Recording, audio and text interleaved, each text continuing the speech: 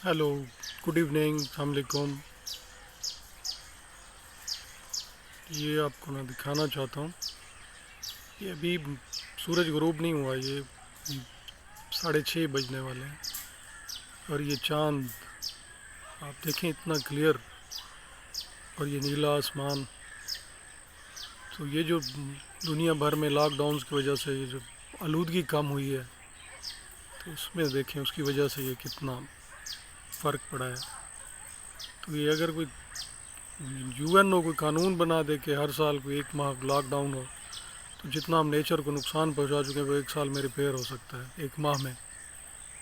ये देखे इतना, और अभी सूरज गरूब नहीं हुआ।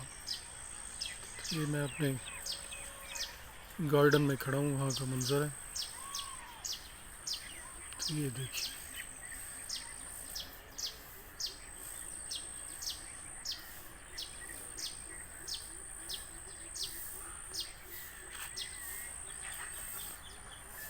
इसे अब थोड़ा